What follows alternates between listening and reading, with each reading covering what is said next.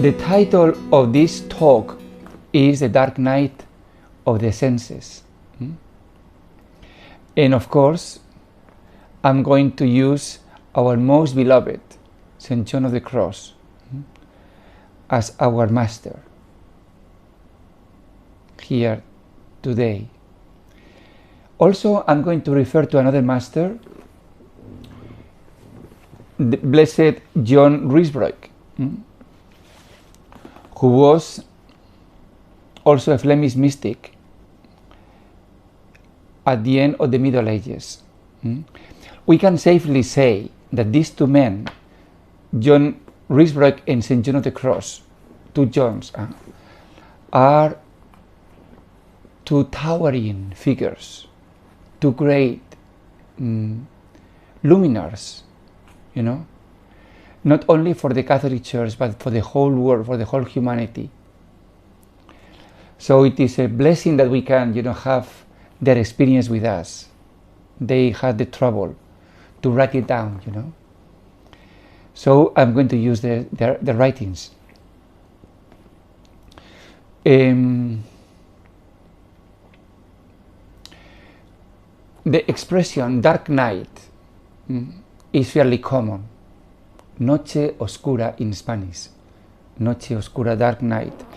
And sometimes we can use it when we are sad, depressed, when we don't feel anything spiritually speaking, when we are in a dry spell, and we use, I am in a dark night. But actually, what John of the Cross meant by this expression is quite accurate, quite specific.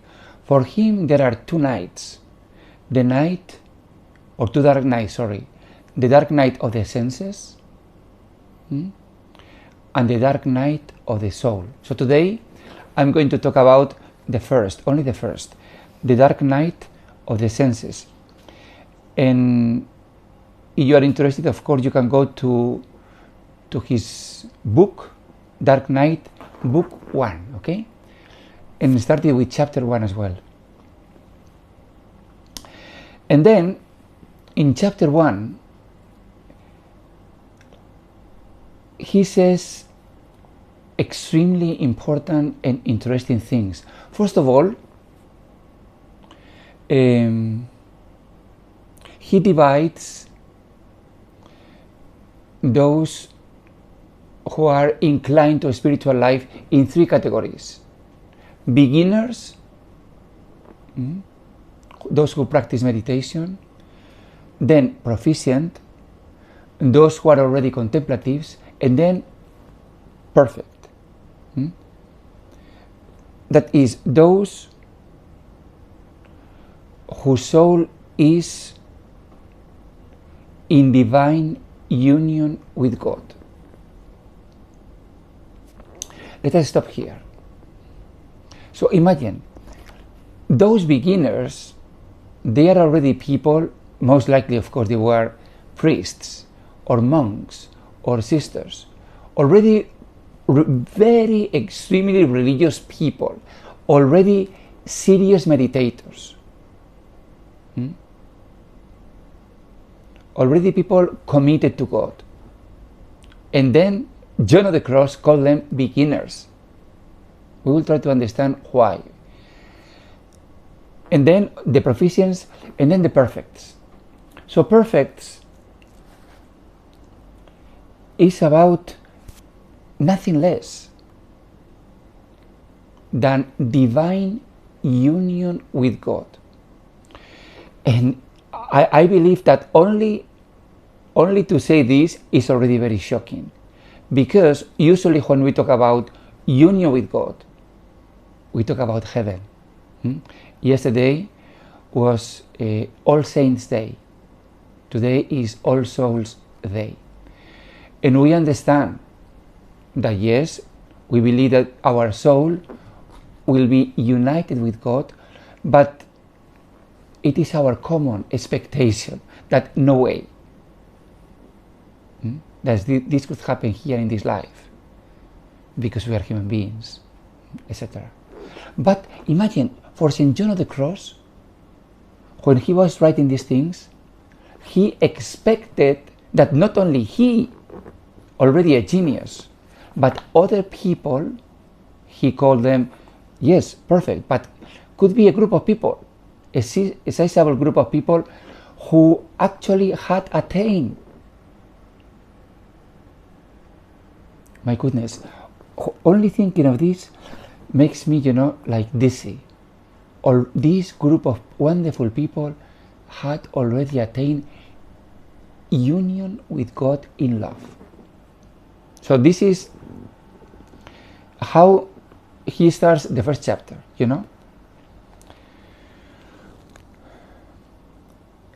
And then in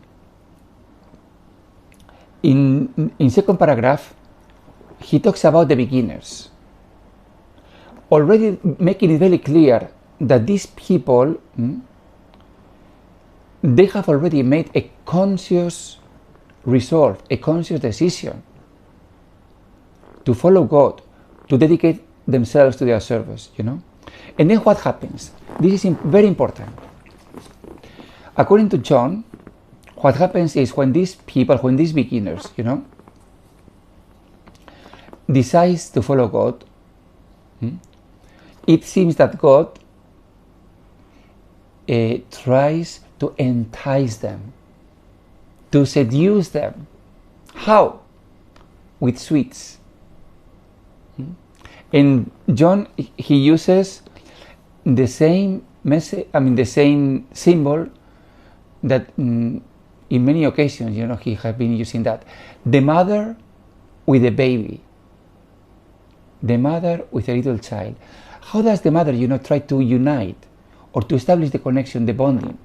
Basically, offering the baby the sweetness of his body, the sweetness of his breast and his milk. That is how the creature, the baby, feels the delight, sensory delight. A delight that the baby is able to experience. This is so important. And this is how John of the Cross describes what happens at the beginning. That God tries to entice, to lure, to seduce the soul.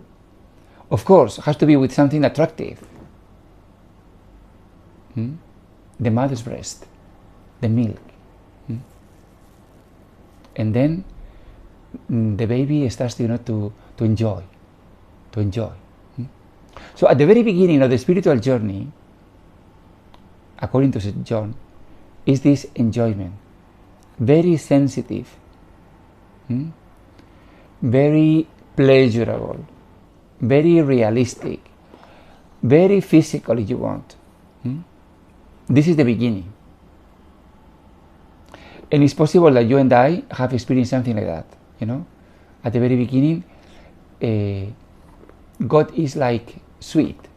I remember there was a song in Spanish that used to say that Jesus is sweet as honey, even sweeter than honey. But John insists that this condition cannot last.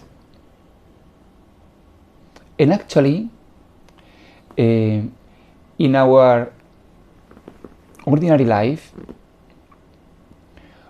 we see that the condition of a baby also cannot last. And at a certain point, the baby needs to be weaned.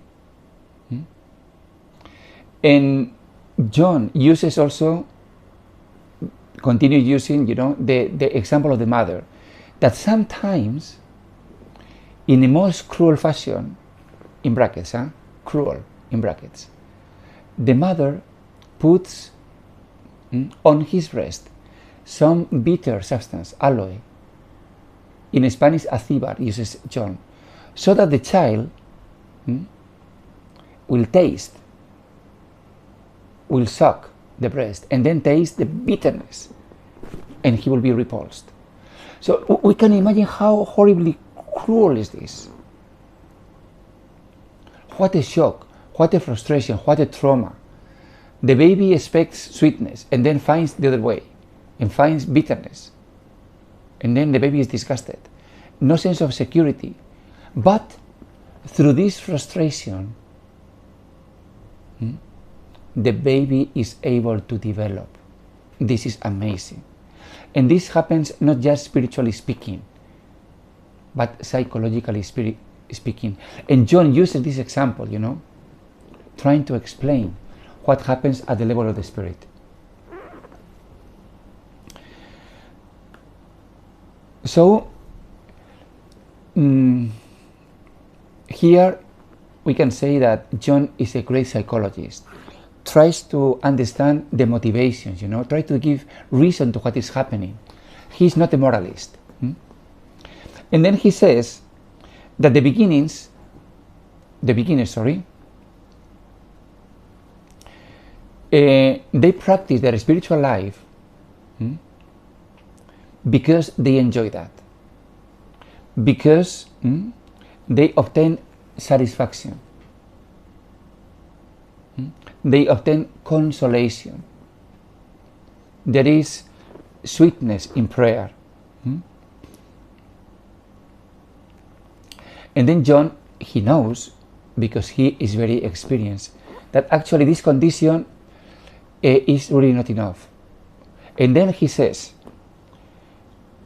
they have not yet been conditioned by the difficult struggle of practicing virtue. They possess many faults and imperfections in the practice of their spiritual activities. And then, after this,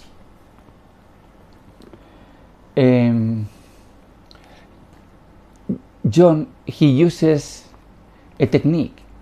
It's very funny. He uses the 7 deadly sins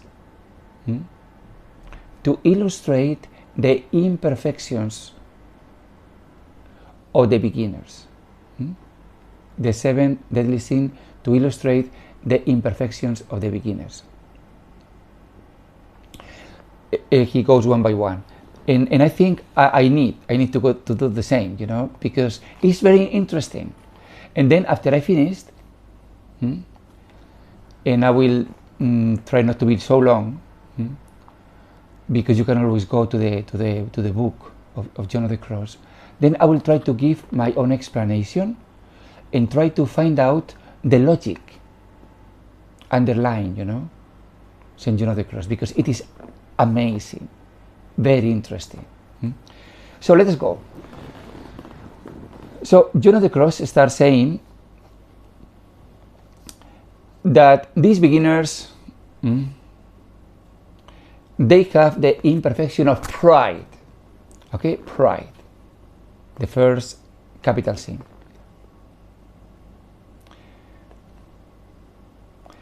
He says, these beginners, they feel fervent and diligent in their spiritual exercises. And there is a secret pride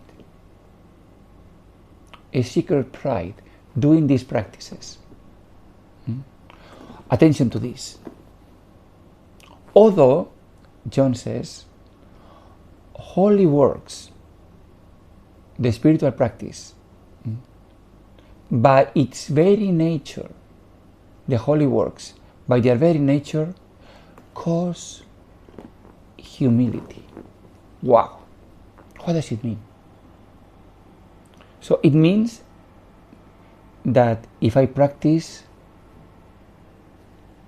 spiritual life, if I pray, if I get closer to God,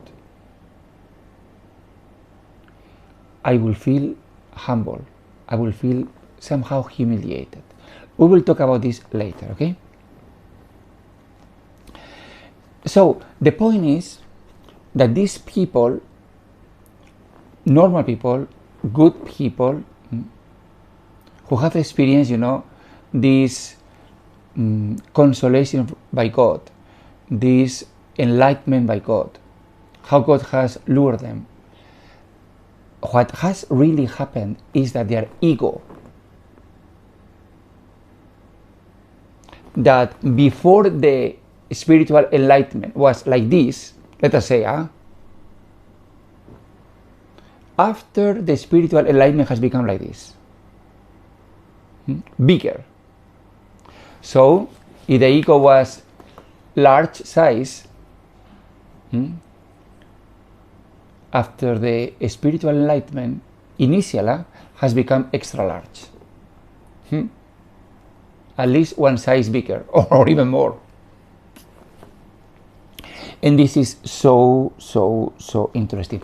We can ask, how is it possible that the grace of God, that the spiritual life, that proximity with God may actually increase my pride? I don't know. Okay, somehow I have my own idea, but happens like that. And I have seen that all my life. Of course, also in myself. There is a feeling of self-importance. You feel that you have more truth than others. You tend to despise others. And then John says that these people, they want to talk and to instruct others, even to convert others. They feel good with themselves. That is ego. They feel better than others. Somehow, even John said that it is like the Pharisee who despised, the tax collector.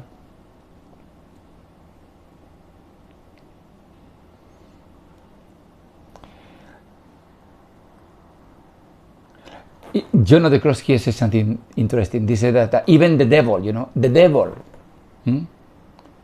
increases their desire to do good works. Because the devil knows that these works will have no value whatsoever. Imagine. So all these works that come from pride, from ego, are actually detrimental to our spiritual life. So John said, it is the devil who inspire these works, because actually they want to appear holy. That is the point, their pride. They want to appear holy in the face of others, and of course with themselves. And then this is the spiritual pride, the desire to appear holy, the conviction that they are better than others. So the way they approach their spiritual director is the same. John even said that they are very cunning. Sometimes, if they have committed a very bad sin, they will not tell it to their regular confessor in case that confessor may be disappointed. They will talk to someone absolutely strange, foreign, out of their common life. With them, they will talk this disgusting sin. But then they will be very careful to keep a good image with their master, with their spiritual director, or with their confessors.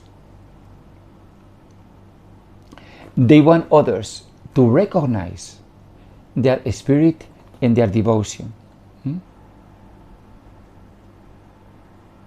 And then, of course, by the same token, they are so jealous and envious if they feel that maybe the confessor has another person, before them. They are consumed because they want to be the first. And they care about their reputation.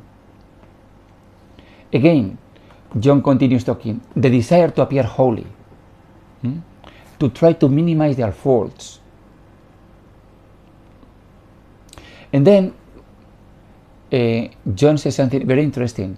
These beginners, when they realize that they are imperfect, they feel very frustrated, very angry with themselves. They want to be holier, perfect. But there is no true humility there, only pride. And these imperfections, for instance, let us say that one of these beginners, smokes, let us say. And then he understands, that smoking is not a decent habit, it's unholy. So he tries, because he's a very spiritual person, But no matter what, he cannot give up with the habit of smoking. And then he feels angry and frustrated with himself. He despises himself. I should be able, to quit smoking, because other people may think that I am not good enough, They will think that, yes, I pray, but I still smoke. So that is not good for me. They will not really think that I am so holy. You see, no?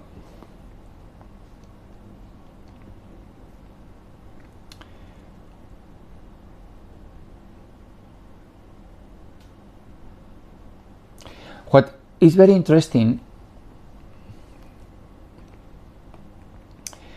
is that John says that all beginners, at the time of their initial fervor, nearly all beginners, at the time of their initial fervor, they more or less fall victim to this or to some of these imperfections. Again, let us try to repeat this. So there is initial fervor here. So these people, these beginners, they are not just, let us say, ordinary good people. No. They have been called by God. They have experienced this call. They are prompted by God's love. And then still, John said, nearly all of them, they more or less, they fall in this imperfection of pride. So that means this pride is not a flaw of character. It is not. That is true that some people are more arrogant, more narcissistic. Some other people are I will say, more humble, more easygoing.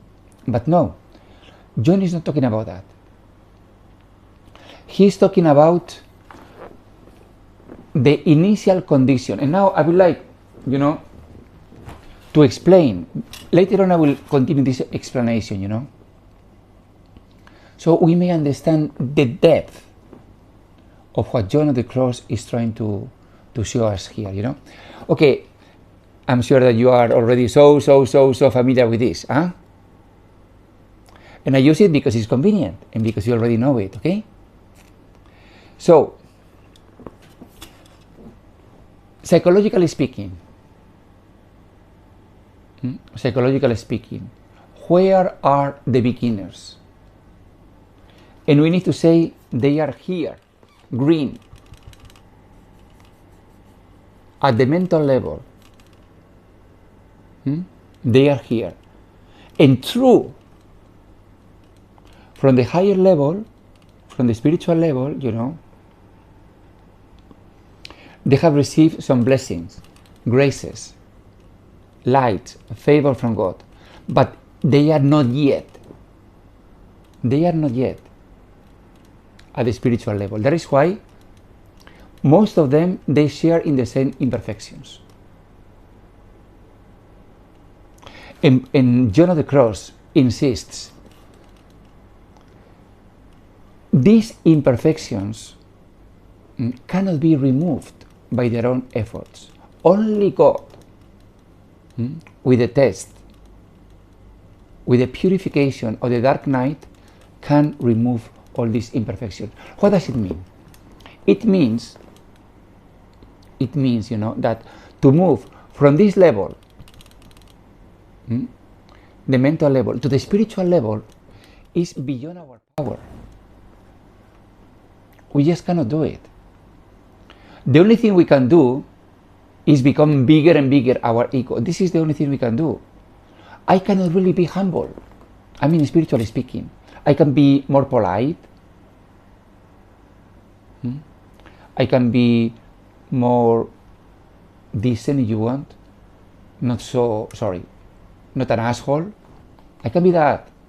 But to be truly humble, as to have removed, the bitter root of spiritual pride is beyond my power. Only God can do it. And that is why, my dear friends, we proclaim, this is our Christian message, that Christ has died for us. And that we have also died with Christ. This is the mystic death and resurrection that applies here. And because the time is going to be 30 minutes and I don't want to, to overrun, I'm going to read to you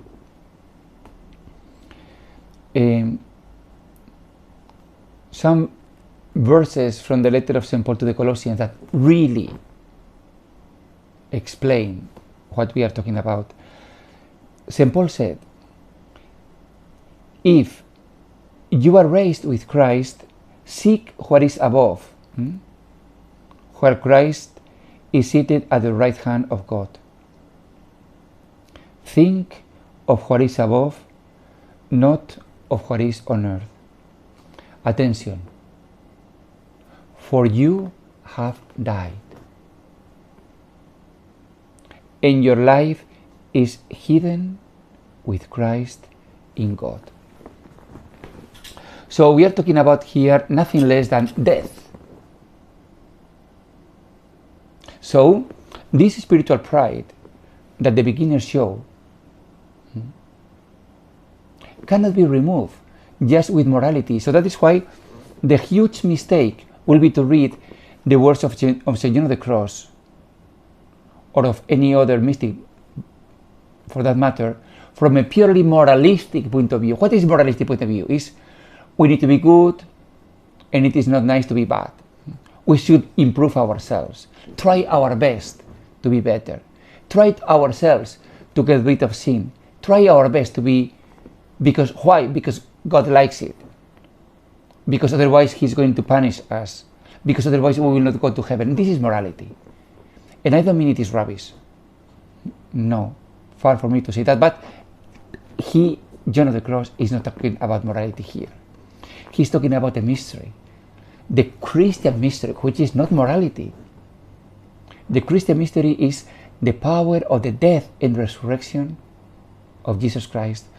And thanks to that, I have hope, otherwise I wouldn't, that this same mystical reality can happen in my life.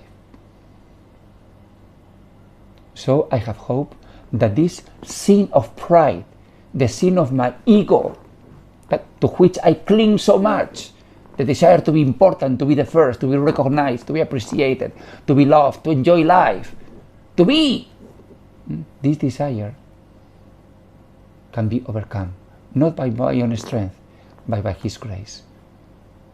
Because my life is hidden with Christ in God. We will continue because there is so much to talk. God bless you. Hallelujah.